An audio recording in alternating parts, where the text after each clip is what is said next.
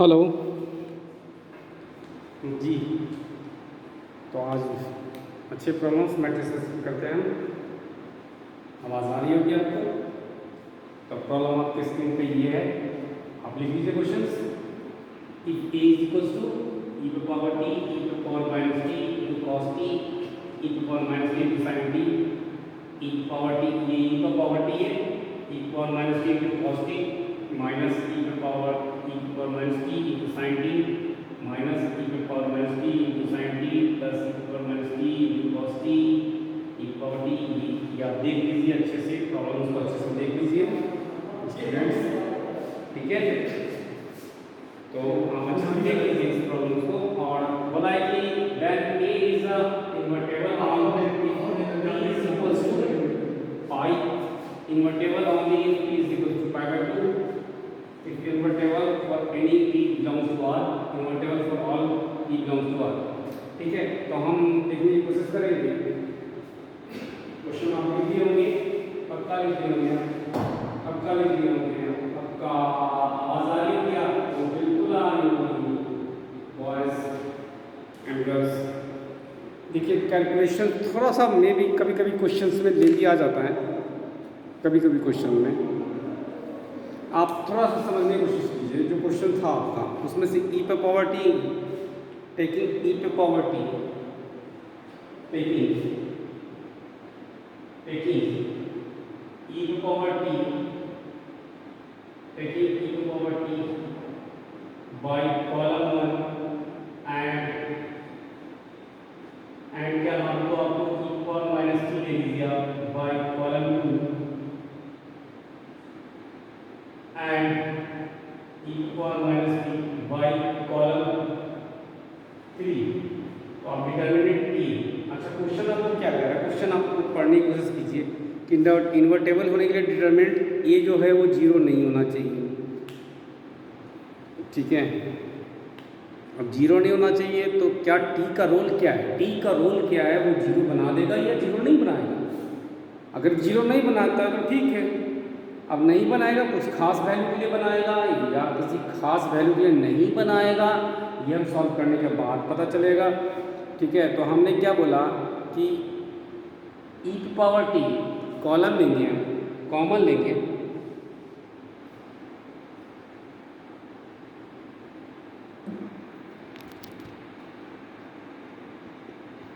Common लेंगे, ठीक है।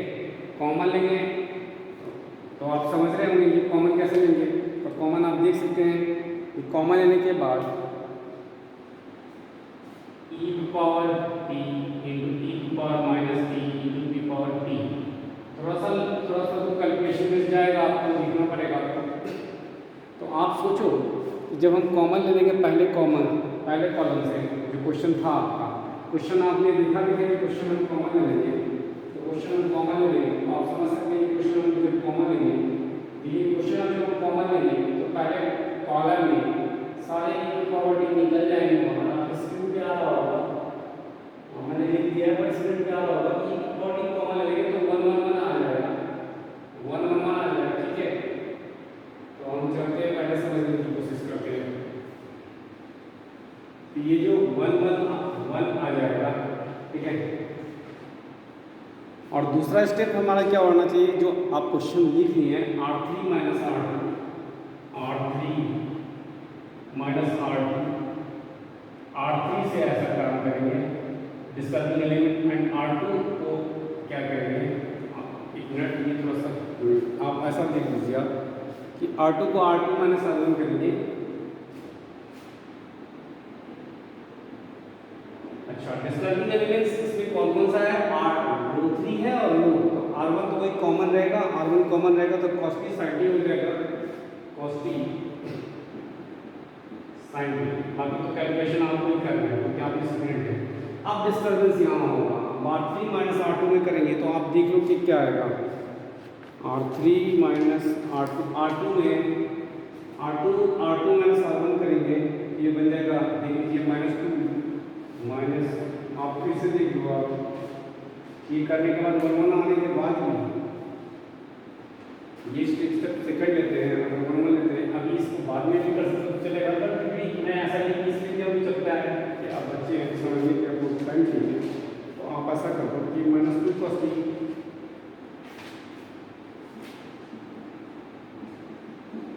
और ये आपका क्या हो जाएगा -sin t, और ये आपका थोड़ा सा cos t, और ये -2 sin t,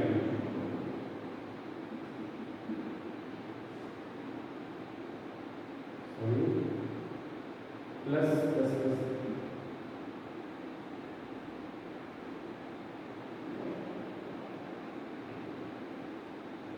एक सेकेंड आप प्लीज, मैंने बोला था cos t 1 2 sin t, मैं थोड़ा स्टेप स्लो इसलिए कर रहा हूँ कि अभी आप चलिए देख लेंगे cos t। ये स्टेप होने के बाद आप ये देख लीजिए कि ये वाला और ये वाला तो कट जाएगा, क्योंकि इसमें तो रेसिप्रोकल इसका हो गया 1/, हो गया, ये आपका कट जाएगा। तो आपको डिटरमिनेंट जो आएगा तो ध्यान से देखिए, आप बिल्कुल ध्यान से देखिए। अच्छा, डिटरमिनेंट क्यों निकाल रहे हैं, क्यों निकाल रहे हैं, मैट्रिक्स का क्वेश्चन है, डिटरमिनेंट क्यों निकाल रहे हैं? क्या क्वेश्चन आपसे कहा है? क्वेश्चन आपसे कहा है कि इन्वर्टेबल है कि नहीं, तो इन्वर्टेबल होने के डिटरमिनेंट ये 0 नहीं होना चाहिए। डिटरमिनेंट ये 0 कब नहीं होगा? जब t का रोल प्ले इंपॉर्टेंट होगा, जब t का रोल प्ले इंपॉर्टेंट होगा। तो आप इतना समझें कि अब ये होने के बाद ये खत्म हो जाएगा कि e पावर -e होगा, ये होगा। अच्छा, आप यहाँ स्टेप नेक्स्ट स्टेप में लिख लें R3 को R3 - R2 और R2 को R2 - R1। ऐसा क्यों कर रहे हैं? अपना मन कर रहा है। अच्छा, डिस्टर्बेंस जो लो है वो कौन सा है बच्चों? पहला वाला तो है नहीं, पहला वाला तो सिंपल लिख देंगे cos t sin t। यहाँ डिस्टर्बेंस नहीं, डिस्टर्बेंस इसमें है, ये वाला तो R2 को क्या करना है, R2 - R1, इससे इसे सेपरेट कर देंगे तो कितना बन जाएगा, ये 0, और ये कितना बन जाएगा, और ये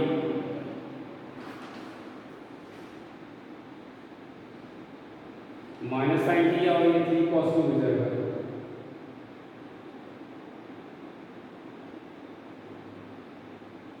cos t आपको मेरे साथ क्वेश्चन में देखिए, ये मिस्टेक है, हाँ ये मिस्टेक देखिए cos t, तो ये बन जाएगा आपका, अगर इससे माइनस करेंगे तो -2 cos t और -sin t। अच्छा, इसमें भी देखिए जरूरत नहीं है, और इससे माइनस करेंगे तो -2 sin t, -2 sin t, और ये आपका प्लस cos t हो जाएगा, cos t।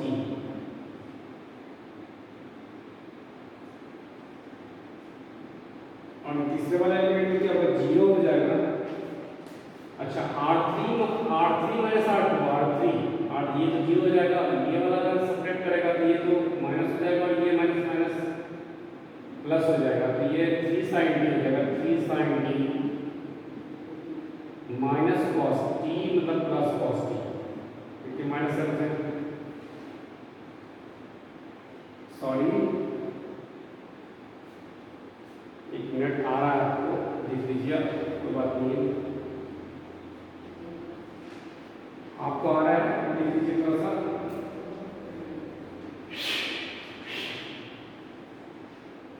आ रहा है,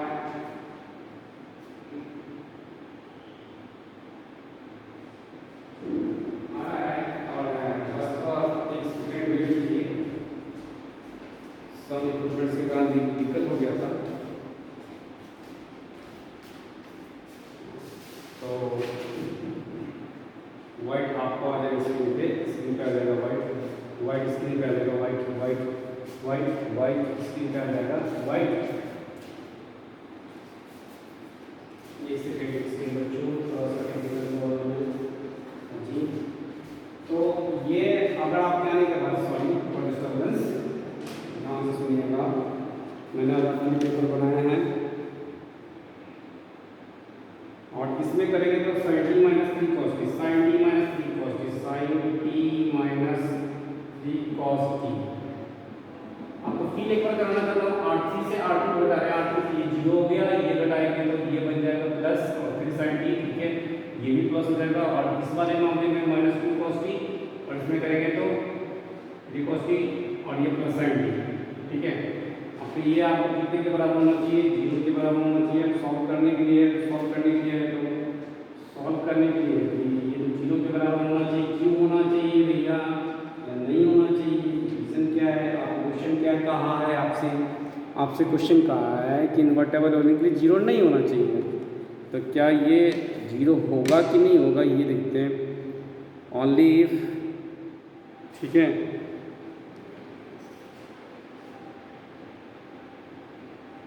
तो हम सीधा सिंपल करते हैं। इतना लिखने के बाद ये 0 होगा कि नहीं होगा हम चेक कर लेते हैं। अब डायरेक्टली आप इतना लिखे हैं, तो इसके बाद सॉल्व करने के लिए आप ये तो सॉल्व करने की जरूरत नहीं है, ये करने की जरूरत है। तो आप ये मल्टीप्लाई ये माइनस ये मल्टीप्लाई ये, पहले आप देख लीजिए स्क्रीन पे, फिर मैं डायरेक्टली मल्टीप्लाई कर दूंगा। ठीक है,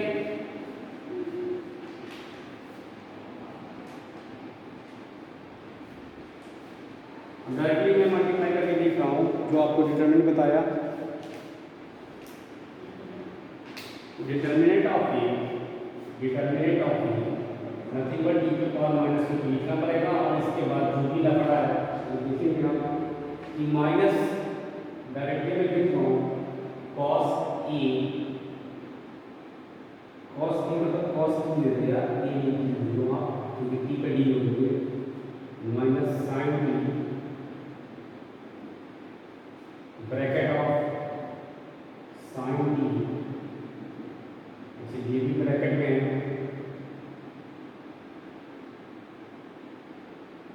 minus 3 cos t minus of, just कुछ नहीं किया है मैंने, बस इसको मल्टीप्लाई कर दिया, cos t minus 2 sin t,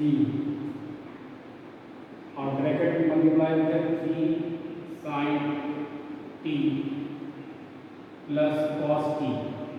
ये बस मैंने डिटरमिनेंट का मल्टीप्लाई करने के लिए आपको बताया, बस सिंपल सा है कि ज़्यादा नहीं है। हाँ, इसके बाद आप मल्टीप्लाई कर दें, इस पूरे टर्म को इसके साथ मल्टीप्लाई करें, फिर इसके साथ मल्टीप्लाई करें, फिर इसके साथ मल्टीप्लाई करें, फिर इसके साथ मल्टीप्लाई करें, जो भी एलिमेंट्स आएंगे वो मैं लिख रहा हूँ। Determinant of e to power minus t, और ब्रैकेट में आपको minus 2 sin t into cos t plus 6 c square, सब t के फॉर्म में लिख रहा हूँ, minus s square plus 3s into cos minus of, bracket में लिख रहा हूँ 3s into c plus c square minus 6s square minus 2s into c bracket 1। ये मैंने डायरेक्टली मल्टीप्लाई करके आपको लिखा। बच्चे ये मल्टीप्लिकेशन, इसमें कोई रॉकेट साइंस नहीं है। अच्छा, c एंड s है जो साइन एंड कॉस है इन टर्म्स ऑफ t। ठीक है, तो आप अब देखो, आप सिंपल देखो कि क्या करेंगे। Determinant of A nothing but e to power minus 3, मैं लिखने की कोशिश कर रहा हूँ, आपको। और अगर आप डायरेक्टली या इनडायरेक्टली लिखने की कोशिश करें तो फिर आपका कैसे कट हो जाएगा, प्लस 3sc माइनस 3sc। तो आप ऐसे देखो कि प्लस 3sc, ये माइनस 3sc और प्लस 3sc, ये खत्म हो गया। अच्छा, ये 6 माइनस 2 माइनस, क्योंकि यहाँ ये लिखा हुआ है, तो आप देखने की कोशिश करें। हेलो, आप देखने की कोशिश करें, फिर लाइट कर रही है आपको, आप देखने की कोशिश करें।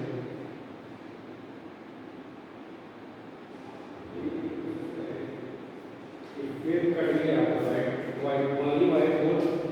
तो अभी कोई प्रॉब्लम आ रहा है? हेलो, थोड़ा बीच में प्रॉब्लम आ रहा है। देखने की कोशिश करें व्हाइट बोर्ड। तो हाँ, तो ये कट गया। अब देखो 6 में से ये गया तो 5c² और ये माइनस में c और इधर में देखते कहीं जाता है प्लस, यहाँ से प्लस हो जाएगा, ये कैंसिल हो जाएगा, खत्म। अच्छा -6 ये प्लस बन जाएगा और ये 5s²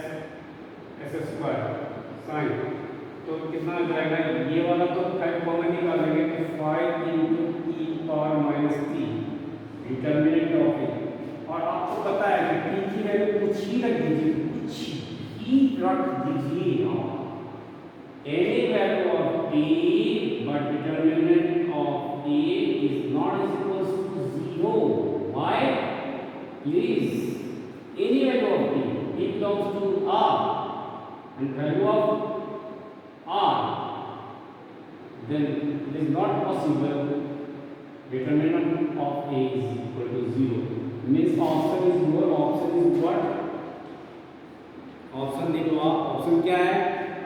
ऑप्शन है आपका invertible only if t is equal to pi. ये सब तो बकवास करने की जरूरत नहीं है। Invertible for all t belongs to r, ये कभी डिटरमिनेंट 0 ही नहीं होगा, t की value belongs to r।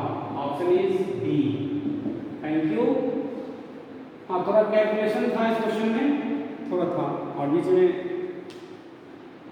Disturbance था। ओके, समझ में आ रहा होगा आपको बच्चों? बिल्कुल आ रहा होगा। Okay, bye bye. अभी देखते हैं नेक्स्ट क्वेश्चन। आप देखने की कोशिश करें, आप बिल्कुल देखने की कोशिश करें। नेक्स्ट क्वेश्चन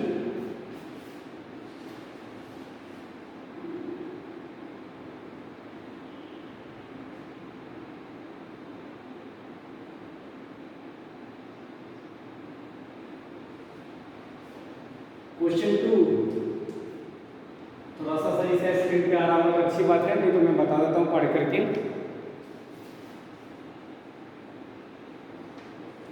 क्वेश्चन 2 के लिए मैं आपको दिखाने की कोशिश कर रहा हूँ।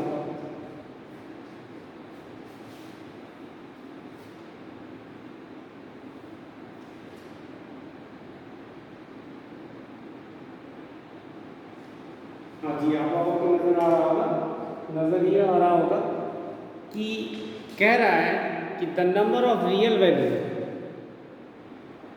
Of lambda for which the matrix, ये आपको दिया हुआ है, ऑप्शन दिया हुआ है, ठीक है, हैज़ नो इनवर्स, इनवर्स ही नहीं है। अच्छा, इनवर्स नहीं होने के लिए मतलब इसका डिटरमिनेंट क्या होना चाहिए? 0 होना चाहिए फर्स्ट थिंग, इसका इनवर्स 0 होना चाहिए फर्स्ट थिंग। तो आप देखने की कोशिश करो बच्चों, आप देखने की कोशिश करो कि इसका इनवर्स 0 होना चाहिए। मीन्स आप डायरेक्टली चलने की कोशिश करो कि डिटरमिनेंट ले लेते हैं उस क्वेश्चन का। डिटरमिनेंट आप उसको एक साइड में ले आओ, एक साइड में लाने के बाद आप determinant a is equal to nothing but lambda, determinant दे दो आप, लंबा दे दो आप, मतलब लैम्डा -1, एक साइड लाने के बाद लैम्डा +1 2 -1 3 4 -2 6।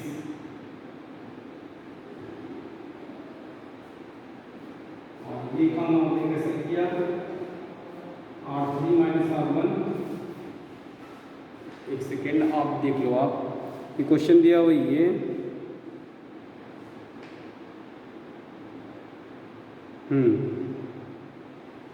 और R3 - R1 कर दो, R3 -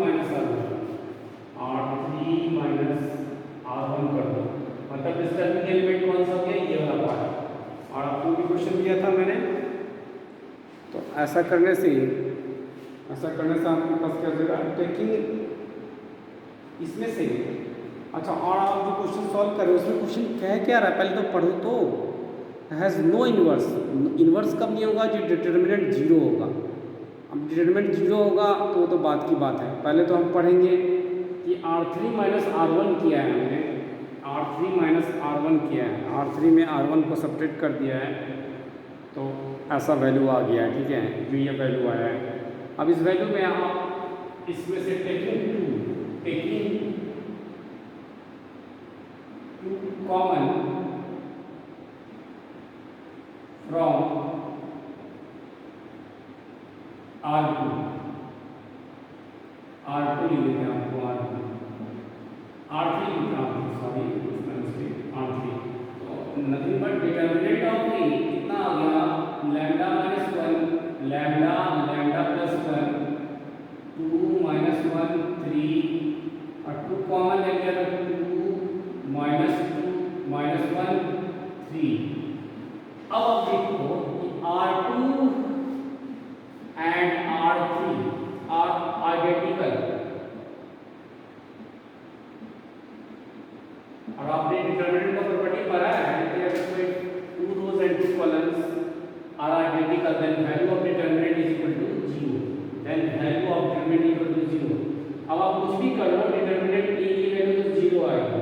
आप कुछ भी कर लो, मतलब ए के अंदर के जितने भी मैट्रिक्स के जो एलिमेंट्स हैं आप कुछ भी रख दो, मतलब लैम्डा की वैल्यू कुछ भी रख दो, लैम्डा की वैल्यू कुछ भी रख दो, हाँ कुछ भी रख दो तो उसकी वैल्यू क्या आएगी, डिटरमिनेंट 0 आएगी। इससे कोई फर्क नहीं पड़ता कि लैम्डा क्या है क्या नहीं है, कुछ भी रख दो, मतलब कुछ भी, मतलब हर वैल्यू मतलब आर मतलब माइनस से भी, और इनफाइनाइट नंबर से तो ऑप्शन आपको क्या हो जाएगा, डी ऑप्शन हो जाएगा, D infinite. Answer is your D infinite.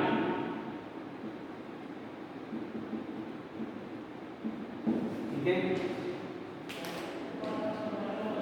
इस क्वेश्चन को क्रैक करने के लिए आपको थोड़ा समझना पड़ता होगा।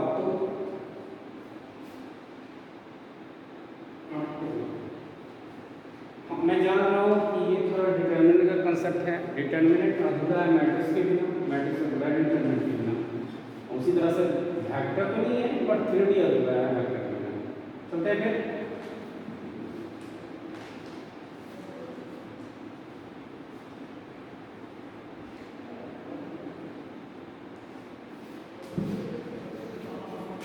क्वेश्चन 3 देखते हैं। क्वेश्चन 3 आपको स्लाइड में दे रहा हूँ बच्चों, देखिए आप, ये आपका स्लाइड है, आ गया।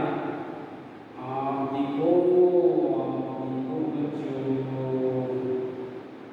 एक सेकेंड, यहाँ भी लिख सकते हो या ऊपर लिख देता हूँ, ऊपर जो लिखेगा देखो आप, set of all value of lambda for which system, ये सिस्टम है, the set of all values of lambda which the system of linear 2x1 minus 2x2 plus x3 lambda x1 ये दिया हुआ है, और आपको बोल रहा है क्या बच्चों कि A is an empty set। अच्छा, this all questions are JEE questions, तो is an empty set is an singleton set contains 2 elements and D contains more than 2 elements।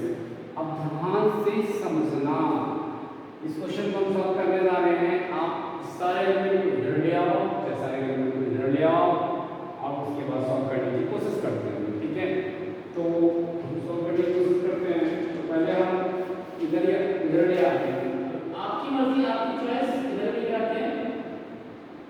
अब किसी एक की मर्जी तो चलेगी, तो मेरी मर्जी चल रही है, तो मैं अपनी मर्जी से बोलूँगा, मैं अपनी मर्जी से यही बोलूँगा। ठीक है, तो देखते हैं कि क्या करते हैं। तो मेरी मर्जी यही है कि पहले हम इधर ले आते हैं,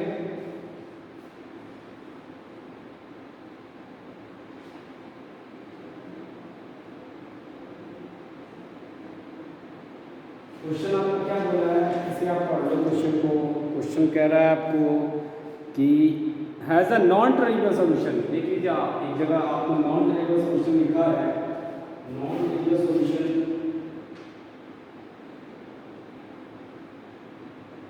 नॉन ट्रिवियल सॉल्यूशन लिखा है, has a non trivial solution last में।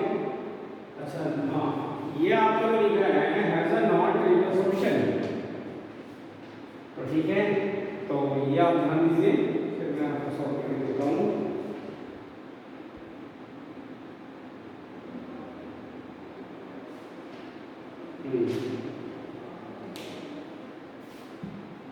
चलते हैं, हाँ जी जल्दी चलते थोड़ा फास्ट।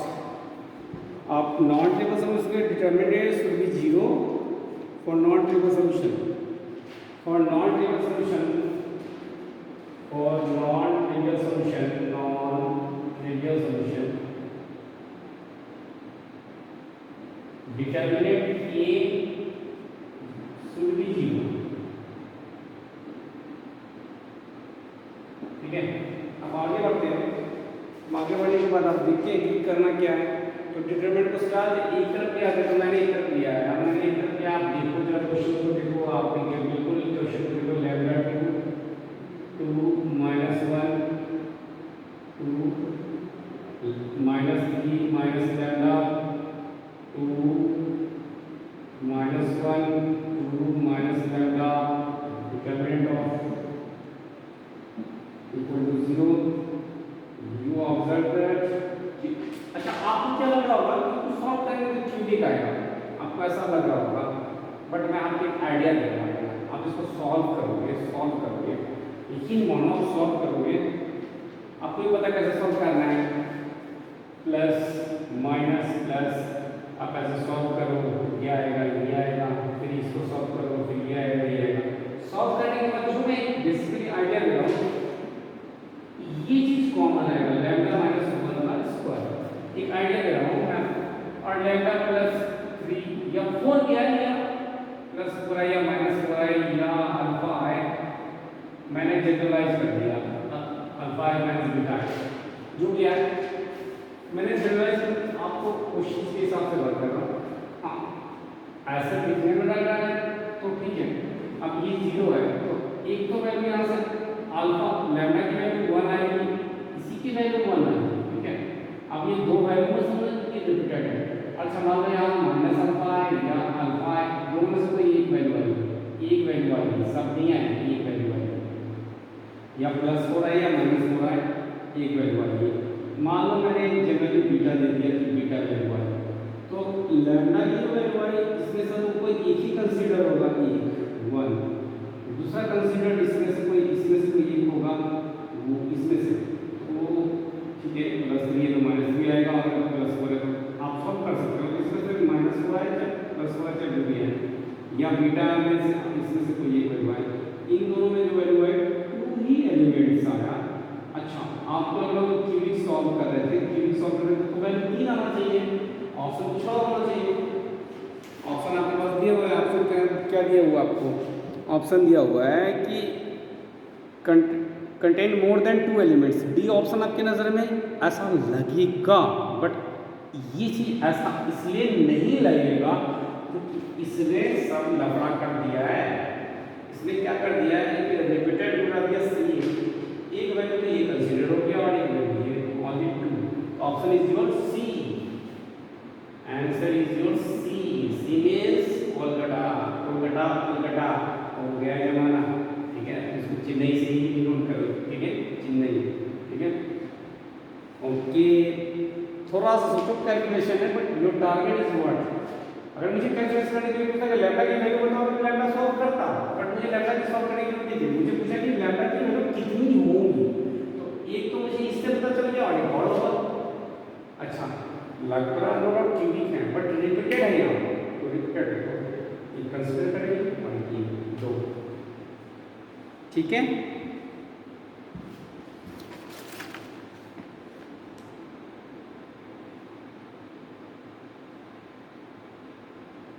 ओके।